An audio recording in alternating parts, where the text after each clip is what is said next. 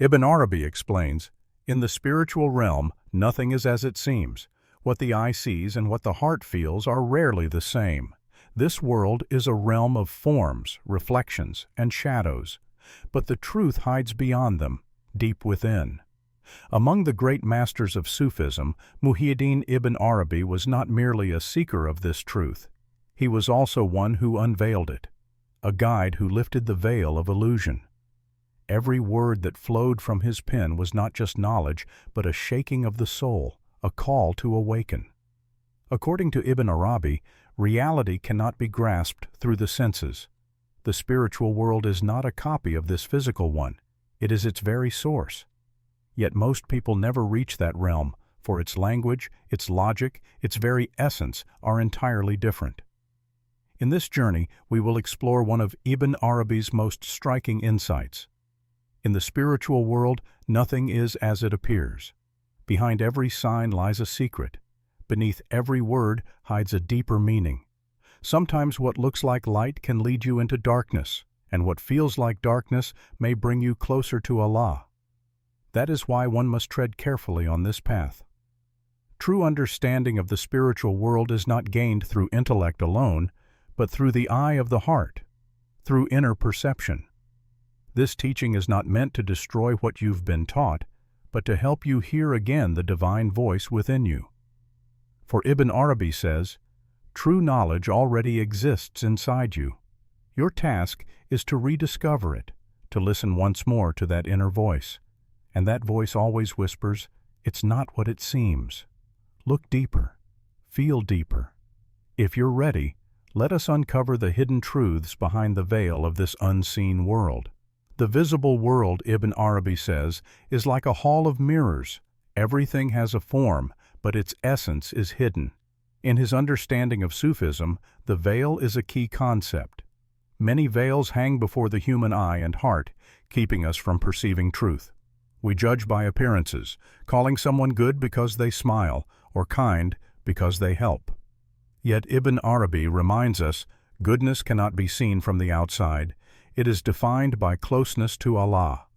Sometimes a person who seems harsh may, in truth, hold a heart entirely turned toward Allah, and another who appears warm and kind might be full of vanity within. Thus, in the spiritual world, nothing is truly as it seems. According to Ibn Arabi's hierarchy of existence, this world is only a field of manifestation, a reflection of divine names and attributes. Real existence belongs only to Allah. When you encounter someone, you are not merely seeing their body or their actions. You are witnessing one of Allah's names reflected through them. If a person awakens patience within you, that is the manifestation of as-sabur in your life. But that reflection is not the person's true essence, for only Allah knows the secrets of each heart and the trials it bears. To truly see, one must learn to look with the eye of the heart, to see beyond appearance. When you look this way, your reactions change. You stop asking, "Why did this happen to me?"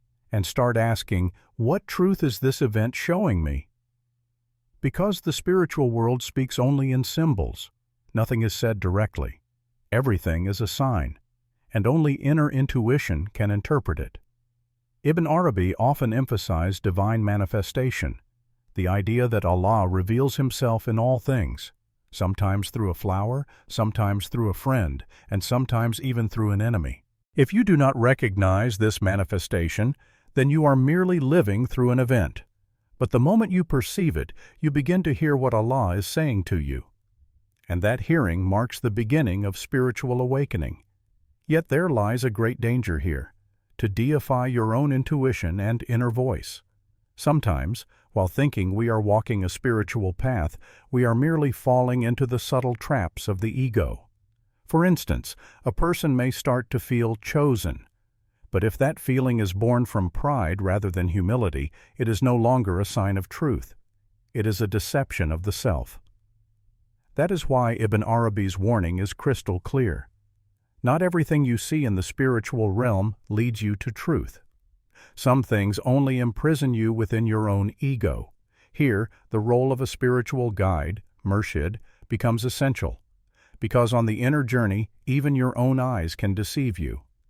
A guide holds up a mirror, showing you the shadows hidden within your heart. And this guidance only works if you truly desire to see, because not everyone is ready for truth. Many fear the collapse of their cherished illusions. That is why walking this path requires courage, not just knowledge, but also inner destruction, transformation, and rebirth. As Ibn Arabi said, one must die before dying, meaning, unless you abandon your old perceptions and false self, you cannot reach truth. Truth is never given from the outside. It already lives within you. But for it to emerge, the false shells surrounding your heart must break. And that breaking often hurts. When you first face truth, it shakes you. But that trembling is not destruction. It is the announcement of rebirth.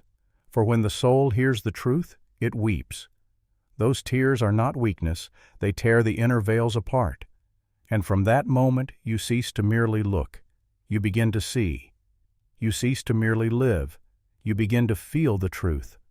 When you reach this point, you start seeing life through new eyes. You seek signs in every event, hidden meanings in every word. Because now you know, this world is nothing but a stage, and the real play unfolds in the depths of your soul. You no longer chase the illusion of the stage. You look behind the curtain, toward the secret of the scene itself. For as Ibn Arabi said, in the spiritual realm, nothing is as it seems. And the moment you realize this, your true journey begins. On this path of inner discovery, you are not alone. If these truths speak to your heart, join this spiritual journey. Become part of a community walking toward the same light. Subscribe, reflect, and grow with us, for you too are now a seeker of truth. And if you're ready to go deeper, the next step awaits. Light or illusion? When you first step into the spiritual realm, the very first thing you encounter is often light. This light might appear to you in a dream, rise from within your intuition, or surround you as a feeling of calm. And this is where Ibn Arabi gives one of his greatest warnings. Not every light comes from Allah, for even the devil deceives through light. And sadly, many lose their way by chasing that false brilliance. It is human nature to move toward the light. Humans fear darkness. They tremble before uncertainty.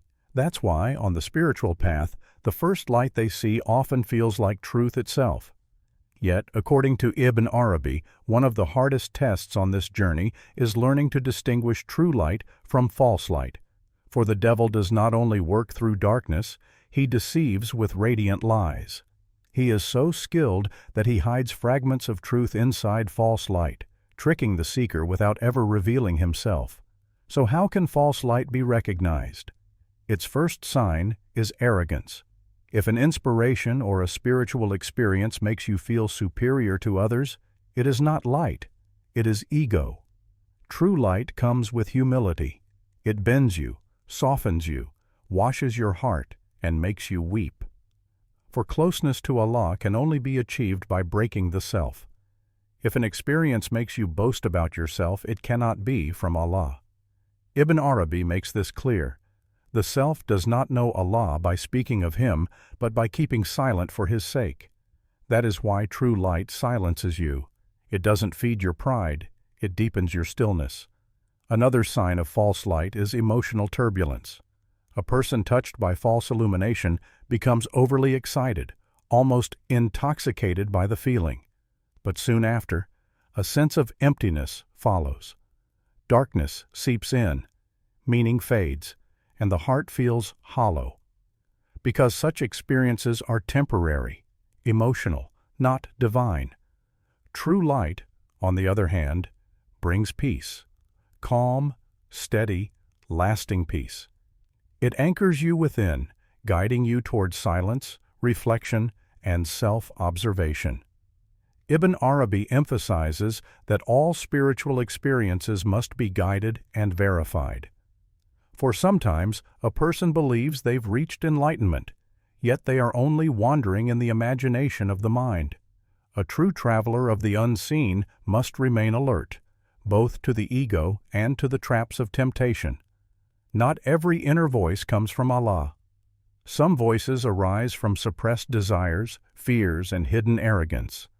If a voice tells you to look down on others or believe you are special, it cannot be divine. Because the voice from Allah humbles you, yet at the same time it elevates you. It dissolves the you in you, merging your being into His presence. This is where the concept of inzila, sacred retreat and reflection, becomes vital. Ibn Arabi teaches that periods of solitude are essential for true transformation. Only in silence can one hear the chaos within. In noise, all sounds blend together, but in solitude, the heart's authentic voice emerges. Modern man, however, fears silence. He constantly wants to speak, to be seen, to be approved. Yet true spiritual growth blooms only in isolation. When you stand alone before Allah, truth unfolds slowly. The lies within you rise to the surface, and only when you face them can the true light touch your soul. At this stage, dreams become deeply significant. They often serve as messengers in the spiritual journey. But even here, distinguishing the false from the true is difficult. According to Ibn Arabi, dreams form a bridge between the subconscious and the divine realm. However, not every vision that passes through that gate is pure truth. Some are symbols, some are reflections of the self, and only a few come directly from Allah. Thus, interpreting dreams requires deep wisdom and maturity, not mere knowledge. For a dream can only be read through intuition, understanding, and spiritual refinement. Another mark of false light is impatience. If a seeker desires quick results, they have likely fallen into a trap. This path cannot be rushed. Every step demands time, surrender, and inner ripening. As Ibn Arabi beautifully says, before you can say be, you must learn to wait 1,000 times. If an inner voice keeps telling you, you have arrived, you are enlightened, you are chosen, that is a sign of great danger. Messages that come from Allah never make a person feel complete. On the contrary, they make one feel aware of their incompleteness, keeping the heart always searching, always humble. True light does not satisfy you. It awakens hunger, for its purpose is not to make you arrive, but to keep your spirit alive forever. That's why, according to Ibn Arabi, spiritual awakening is not an ending. It is an eternal beginning. Every manifestation unveils one veil, and behind every veil hides a deeper truth. So when a seeker says, I have arrived, they have already lost their way. There is no arrival, only approach, and this approach can happen only by Allah's permission, by His grace. In all of this, one question lies at the core. What are you truly seeking? Are you seeking Allah, or merely the feeling of being special? Are you longing for divine light, or mistaking your own shadow for it? Only you can answer this. But remember, wherever there is pride, vanity, or a sense of superiority, truth is absent, and only illusion remains. Therefore, every intuition, every inner sensation must be examined again and again. In the end, the clearest sign of true spiritual light is this. It makes you love others more. It softens your heart, fills you with mercy, and moves you away from judgment and arrogance. If an experience makes you gentler, more compassionate, more patient, then there truly is a light from Allah. But if it hardens you, isolates you, and turns you away from others, it is most likely a trap. And Ibn Arabi wrote so extensively to warn us of these traps. His aim was not to impress you with knowledge, but to protect your soul. Now take a moment and reflect on your own inner light. Does it bring you closer to Allah, or merely make you admire yourself? Because the moment you fail to see this difference, your path begins to drift, and a lost soul falls into deeper darkness. If these truths have stirred something in your heart, then know this: you are not alone. We walk this spiritual path together. Join our circle, grow with us, for the journey is richer when hearts seeking truth unite. And if you're ready to go deeper, the next chapter awaits, where the layers of truth open even further. Spiritual trials are not punishments. They are divine elevations. When hardship strikes, the first reaction is often, "Why me?" In pain, in loss, in loneliness, one feels abandoned. But according to Ibn Arabi, nothing that happens is random. Every pain, every test, every collapse is a divine cleansing that begins in the depths of the soul. In the spiritual world, there is no punishment. There is only purification. And what seems like punishment from the outside is, in truth, Allah's invitation to come closer. The greatest purpose of a spiritual test is to make you confront your former self. Ibn Arabi says, Allah shows you yourself, but what do you choose to see? Every trial exists to tear a veil within you. When you lose something, a person, a job, a dream, it's not just a thing being taken away. It's the breaking of an attachment, a structure of illusion you've depended on. That breaking strips the soul bare, and for the first time, you begin to see who you truly are, beyond all that you thought yourself to be. Pain, then, becomes a mirror, and looking into that mirror requires courage. Most people cannot bear to see the truth reflected there. They cling to the image of being good, right, or innocent. But divine trials come to tear down those masks. They expose your anger, test your patience, and reveal your compassion. That's why these tests are not only passed with patience, but with awareness. If you remain trapped in the pain, you only suffer. But when you begin to read the message hidden within the trial, transformation begins. Ibn Arabi describes this process as fana, the dissolution of the self, the surrender of one's own being to merge with the existence of Allah. This fana is not easy, for to give up the self is to release everything you once held on to. It is a kind of inner death, yet it gives birth to a new life. After walking through pain, loss, and solitude, what remains of you is only a purified soul, one that finally begins to see truth. Many spiritual trials appear meaningless on the surface. Unexpected losses, sudden illness, years of work disappearing overnight. The mind locks up, but the heart begins to speak. For when reason falls silent, divine logic begins to move. Ibn Arabi calls this the silence of the outer, the speech of the inner.